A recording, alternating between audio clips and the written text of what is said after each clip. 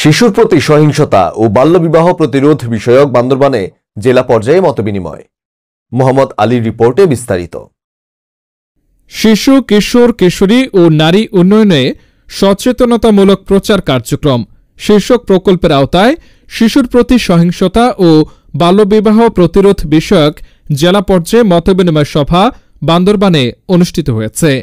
বান্দরবান জেলা তথ্য অফিস আয়োজিত এবং ইউনিসেফ এর সহযোগিতায় জেলা পরিষদ সম্মেলন কক্ষে রবিবার 15 ডিসেম্বর সকাল 11:30টায় অনুষ্ঠিত হয়। বান্দরবান পার্বত্য জেলা পরিষদ চেয়ারম্যান অধ্যাপক থানজামা লুসাই এর প্রতিনিধি হিসেবে প্রধান অতিথির বক্তব্য প্রদান করেন বান্দরবান পার্বত্য জেলা পরিষদ মুখ্য নির্বাহী কর্মকর্তা মোহাম্মদ নজরুল ইসলাম।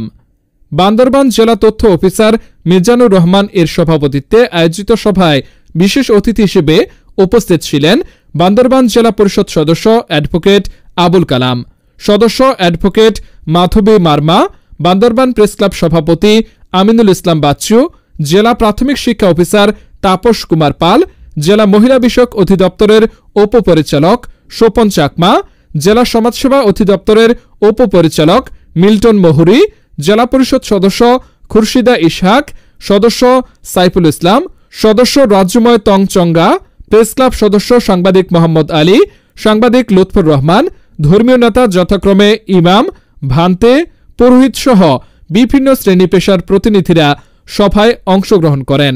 জেলা তথ্য অফিস জানিয়েছে, শিশু, কিশোর, কিশোরী ও নারী উন্নয়নে সচেতনতামূলক প্রচার কার্যক্রমের শীর্ষক প্রকল্পের অংশ হিসেবে ইউনিসেফ বাংলাদেশ সহযোগিতায় আয়োজিত অ্যাডভোকেসি সভাটি অনুষ্ঠিত হয়। প্রধান অতিথি বলেন, শিশুর প্রতি সহিংসতা একটি সামাজিক ব্যাধিতে পরিণত হয়েছে। এসব ব্যাধি প্রতিরোধে যার যার অবস্থান থেকে সবাইকে সচেতন হতে হবে এবং শিশুদেরকে আদর যত্নের মাধ্যমে পারিবারিক ও সামাজিক মূল্যবোধ সৃষ্টিতে নৈতিক শিক্ষা নিশ্চিত করতে হবে।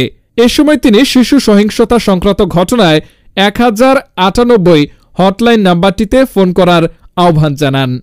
সভায় বক্তারা বলেন, বাল্যবিবাহের ফলে অল্প বয়সে গর্ভ ধারণ করে মৃত্যুর কোলে ঢলে পড়তে হয় কিশোরীদের। বেশিরভাগ সময় পুষ্টিহীনতায় ভুগতে থাকে মা ও শিশু দুজনেই। তাই বাল্যবিবাহের সমস্যা থেকে মুক্তি পেতে প্রয়োজন সচেতনতা। এ সময় বক্তারা শিশুদের প্রতি সহিংসতা ও বাল্যবিবাহ বন্ধে সকল শ্রেণী পেশার মানুষকে এগিয়ে আসার আহ্বান জানান।